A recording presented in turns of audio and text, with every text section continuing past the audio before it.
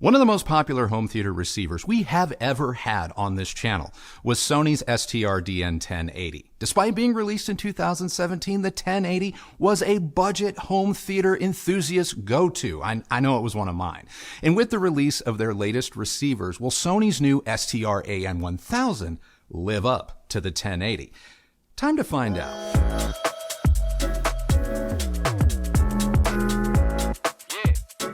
Now, if you caught our 7000 ES review, this probably won't come as much of a shock to find out that the older 1080 and the new AN1000 look identical.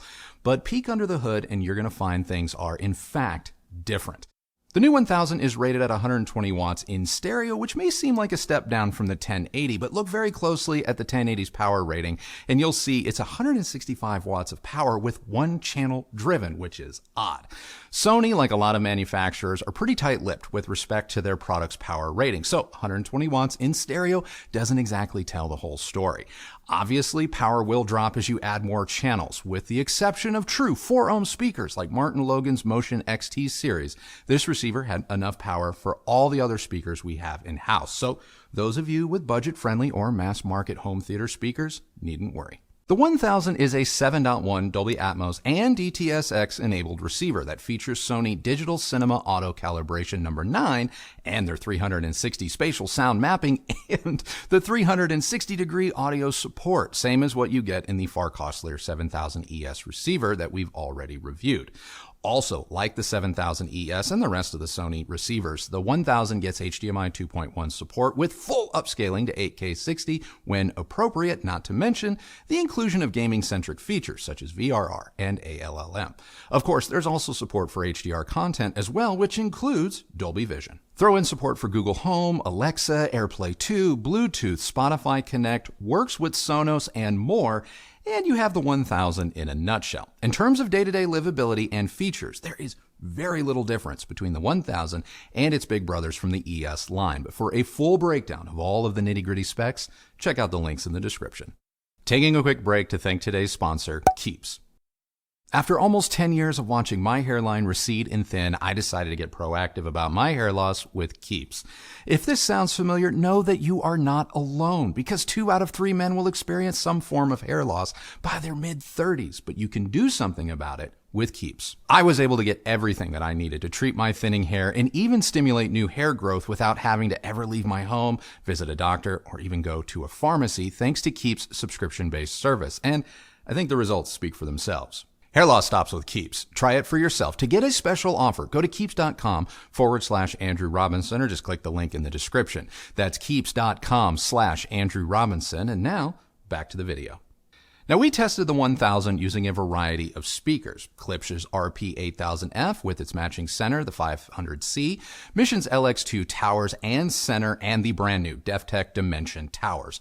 Our Klipsch in-ceiling pulled double duty as surround and Atmos channels, and all of these pairings prove pretty much ideal. So if you have something along these lines, you're going to be fine. But as I said in the top of this review, the 1000 can't quite handle speakers with a 4-ohm load, which means the new Martin Logan Motion XT series, both the towers and the bookshelf, weren't the best fit, resulting in a more harsh or strained sound. If you have speakers like the Motions, you really need to be shopping at the 5000 or 7000 ES level. In addition to wired speakers, the 1000, like all new Sony receivers, can work with certain Sony-branded wireless loudspeakers and subs. During the setup procedure, the 1000 will automatically see your Sony wireless speakers if you have them. We used a single SW5 subwoofer and a pair of RS5 surrounds. This all sounds well and good, unless you also want to use any existing wired back or height speakers along with the RS5 surrounds. What's disappointing is that the Sony wireless speakers do not allow you to expand the number of channels for this receiver, so you're still limited to 5.1.2. While Sony's SW5 wireless subwoofer was a great match for the 1000, sadly, I can't say the same for the RS5 surrounds. The surrounds routinely lost sync with the receiver even after performing the wireless optimization procedure 3 times.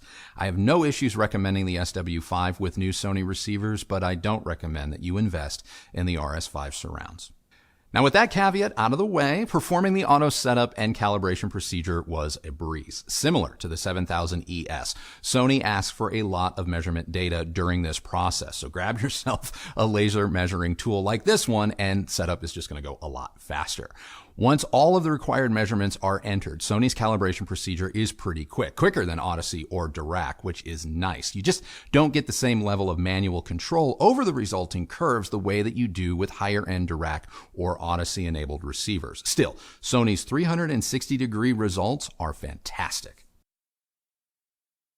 Again, like with the 7000 ES, the 1000 surround sound performance is amazing. With the right speakers, the 1000 is indistinguishable from the 7000 ES when it comes to scale and placement of sound. Sony's spatial mapping tech, which is different than just having 360-degree spatial audio support, is second to none in my opinion, and makes a simple 5.1.2 Atmos setup sound far more enveloping than any other modest receiver we have in-house. Now, tonally, the 1000 is detail-oriented and focused, relying on a neutral-leaning tone rather than one that is warm or laid back. Bass from the SW5 was agile and firm, though you will achieve deeper bass, as in a true 20 Hz response from a third-party sub, such as Klipsch's brand new RP1000SW. While the SW5 may not play down into the basement, I didn't feel as if anything was missing when using it over our other subwoofers. Midrange was colorless, if not ruthlessly neutral to the source, which I loved, though I wouldn't be surprised if some of you classify it as lean or cool. It's not, but I could see how you'd come to that conclusion after coming from, say, a Denon or Marantz receiver. Dialogue clarity was exceptional, and like with the 7000 ES, the 1000 has a few ways to clean up and elevate dialogue so it appears as if it's coming directly from your screen. Sadly, the 1000 does not support dual center channels, but it does have acoustic center sync with compatible Sony displays. As for the treble, I think the 7000 ES is a little bit more composed and organic with respect to its highs. The 1000 can sound a little bit thin as you turn things up past about 90 dB, but within the realm of reason, the more budget-friendly Sony is no slouch. For music listening, I was very impressed. The 7000 ES is still the better receiver when it comes to stereo or two-channel performance, but for a sub-$1,000 receiver, the 1000 is very enjoyable. Sony's spatial mapping and virtualization even works in stereo, and for my taste, I prefer it. It firms up center imaging and enlarges the soundstage in ways few traditional stereo setups can match. While I'm not here to convert the old school audiophiles still clutching to their two-channel systems, the 1000 is further proof that for some of you, myself included, an AVR can and may be the better way to stereo. When it comes to video switching and gaming, the 1000 doesn't disappoint. Switching between HDMI inputs was seamless, and it was actually quicker compared to the costlier Anthem MRX 740. Gaming is terrific, especially for PS5 owners like myself. I was able to game at 4K 120 in HDR without any issues. And gaming with Sony's spatial sound enhancements makes locating baddies way easier when playing first-person shooters. Now, one of the drawbacks for some of you is going to be the 1000's lack of a built-in phono preamp. I was still able to enjoy records via a Bluetooth connection with my Alva TT turntable, which I absolutely loved. If you have one of Sony's turntables, you will be able to connect to the receiver and listen to records the same way. Otherwise, you are going to need to make sure that your turntable has its own built-in phono preamp, or you're going to have to rely on an external one for vinyl playback. The Sony Music app integration with the 1000 enables a fair amount of armchair control without having to bring up the super clean on-screen menus, which are all carried over from the ES line of receivers. Another carryover from the ES line is the remote, which is still crap. Same goes for the display on the front of the receiver itself because it is impossible to read. Now, the Sony faces some pretty stiff competition from other receivers on the market. I'll be focusing on how it compares to the Yamaha V6A and A4A, Denon's X1700, the Cinema 60 from Marantz, and ONKYO's NR6100. Starting with the Yamaha, the V6A gives you a little bit more for your money, especially when it comes to connections and flexibility. It has a pair of stereo preamp outs as well as a true built-in phono preamp. If you prefer to manually adjust your system to your taste, no brand gives you more control than Yamaha. But as much as I admire and love Yamaha's sound, Sony's spaciousness and more dynamic cinematic presence is undeniable. But At double the price, the Yamaha A4A doesn't exactly give you double the perceivable performance. The cheaper A4A does give you full preamp outs, which allows for future expansion using third-party amps, but if expansion is what you're after, you should really be looking at Sony's 5000 ES model. As for the Denon X1700H, you're getting pretty much the same power output as the Sony, same number of channels, and a similar feature set, but you're getting all of it at a lower cost. Now, I prefer the 1000 to the 1700H. Nothing against the Denon. It is a great receiver at $699, but it simply isn't as exciting as the Sony. When it comes to Marantz, the Cinema 60 is almost $1,000 more expensive. For the extra dough, you are getting full preamp outs, dual subwoofer outs, a phono preamp, and more. Now, will your $1,700 investment in the Marantz buy you double the enjoyment? That I can't say. The Marantz is definitely built to a higher standard. It has a richer, what some might call a more audiophile-friendly sound, one I could see two-channel enthusiasts gravitating towards, but put a movie on with some clip speakers, and I doubt that Marantz would wholesale destroy the Sony in a head-to-head. All that said, if you want a more apples-to-apples comparison with the Cinema 60, you really should be looking at the Sony 5000 ES. Now, when it comes to features, Onkyo and Sony have more than a few things in common. Like Sony, the NR6100 has a more neutral and dynamic sound. The Onkyo is THX certified, which may give some users peace of mind and some bragging rights, but it lacks Sony's secret spatial mapping sauce. You will save money by going with the Onkyo, but if you're asking me, I think the Sony is worth the additional $200. Now, for you existing 1080 owners wondering if the new Sony is worth the upgrade, yes, especially if you're sticking with the speakers you already own. Sony's new spatial audio enhancements and calibration, in my opinion, are game-changing, and you will no doubt hear a difference. I have always loved Sony's more budget-oriented receivers, and the new STR-AN1000 does not disappoint. If you don't need all of the bells and whistles of Sony's higher-end ES receivers, but you still want to enjoy spatial audio and what makes Sony receivers so damn special and unique, the AN1000 is a great place to start, and you can do it without breaking the bank. So that's now my review of Sony's brand new AN1000 receiver, but before we go, what'd you think of it? Well, I really don't have very much to add. I do agree with you. I think it's a very good receiver, and if I knew that I was not ever changing my speakers, it's definitely something I would consider. But if I'm being completely honest, I do prefer the 7000 ES, and I mean, of course, and I should. It's quite a bit more expensive. Yeah.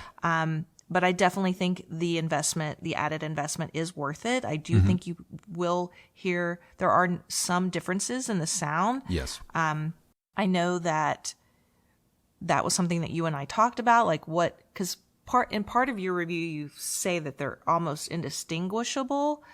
But in my opinion, I do feel like there are differences that can be heard. So I know you had thoughts about why that might be. Well, I say indistinguishable as it relates to the livability, the day-to-day operation. You're getting the same menus. You're getting the same room correction procedure. You're getting the same spatial mapping and virtualization when you have 360-degree audio turned on.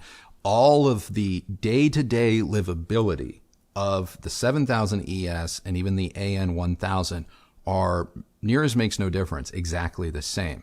In fact, they even use the same remote control. So if you say you demoed the 7000 ES and you're like, oh, I don't need all of that power or the expandability and feature set, but I still really like the Sony experience, you are going to get it at every price point in Sony's new lineup of receivers. That's what I meant. In terms of differences in sound quality, I actually agree with you. There is a difference, and you're going to notice it the most in the high frequencies and if you have more difficult to drive speakers, as I said in the review. The AN1000 does not like a 4 ohm speaker. In fact, Sony recommends 6 ohms and higher.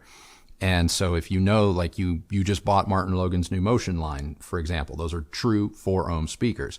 You need to be shopping at least the ES 5000 at around $2,000 or step all the way up to the 7000 ES, and you will have a far better time. I totally agree. Yeah. The only other thing I wanted to add was just a small little note about the older Sony 1080 Oh, okay. that this model replaces. I mean, I know that by the time we got one, it was already, like you said, several years old, Oh, yeah. and Sony was basically giving it away. I know people that still watch that review are like, well, where do I find it for $200? Look, you probably can't. I mean, that Yeah. video is like 3+ years old at this point. So you have to keep that in mind. But I just want to say that if you did buy one for that next to nothing price, The 1080. yeah, I think, and if you do go up to this particular model, try and keep your expectations somewhat managed. Yes, I do believe that this model is better. Yeah. 100%. But Oh, yeah. I think any time that you pay full retail for something, when the thing that you were replacing was practically free, you can find any reason to say it's not worth the upgrade. Yeah. It's just human nature. Yeah. So I still think you're wrong, but I understand that I probably can't convince you Yeah. otherwise, because I think you're going to be so heavily influenced by the significantly higher price tag that you're going to pay when something comes new. out and it's brand new. Yeah. Yeah. You know what I'm saying? I do. There's no denying the new AN1000 is the superior product. You can take sound quality and throw it out the window. You are straight up just getting features with the new AN1000 that the 1080 will never have and can never compete with. And that alone in 2023 is why you should upgrade. And if you already have speakers at home that work with your 1080, like you said, keep them. Just change out the receiver and you're probably good to go for another 5 or 7 years. So whatever the 1080 gave you in 2023, the AN1000 will likely give you until, I don't know, 2028, 2029. I don't know, something equally long term, provided you don't need all of the potential for expansion later. That's really the only drawback to the 1000, but it was the same kind of drawback to the 1080. So if you know you're happy with the 1080, I can't think of a reason why you wouldn't be happy with the AN1000. Except the money you've spent. Except for maybe the money you've spent. Yeah. But honestly, for under $1,000, this is one of the more exciting mass market receivers that I've heard in a really long time. I totally agree. So. The only thing I feel that Sony maybe made a mistake on with these new receivers they've come out with is that they all look so much alike. Yeah. And they share a lot of the similar features. They're just at different price points. I mean, I know that even with the 7000 ES review we did, there's just like, well, what about the 3000 or the 5000, because people are always looking for a reason to spend less. Right. So I think that it could be a little difficult for people to navigate, like what really are the true differences between one line and the other, or one receiver and the other, beyond the price points. So that's something you're just going to have to do a little bit more digging on your own. And really, like Andrew was saying, pay attention to what your speakers require when you're deciding which one of these receivers to go with. Yeah. Yeah. And I think for the vast majority of people, the AN1000 will likely work. For those that maybe had the 1080 but are looking for that upgrade, maybe you want to start to experiment with separate amplifiers or more channels. Maybe, you don't want to blow your budget, but you do want to now enjoy some higher end home theater functionality. The 1000 and the 3000 ES, I would likely skip. I don't think they give you enough over the AN1000 apart from a better warranty. And that really, for me, if this were me talking, the 5000 ES, in my opinion, is really the starting point of the ES line. And then, of course, if you want to just have it all, the 7000 ES. So I think that's fair. Yeah. That's it. That's it? All right, guys. That is now our review of Sony's brand new STR-AN1000 receiver. What did you guys think? Let us know down in the comments below. And question of the day for you. Is this the 1080 replacement a lot of you have been waiting for? Sound off. If you like this video, please do give it a thumbs up, like, and subscribe. Go ahead and ring that bell so that you're notified when new videos come out. If you use any of the links that Kristi left for you down below, know that that is a great way that you have continued to show your support for this channel and the work that we do here. And both of us thank you all so very, very much for doing that. Speaking of thanks, I'd like to thank this video's sponsor, Keeps. To take advantage of a special offer, go to keeps.com/Andrew Robinson, or just click the link in the description. Thank you again to Keeps for sponsoring this video. Follow me on Instagram at Recovering Audiophile, and that is it for us today. So remember, the only person who has to like the sound of your system is you. So happy listening, everybody. Thank you so much for watching, and we will see you on the next video. Bye.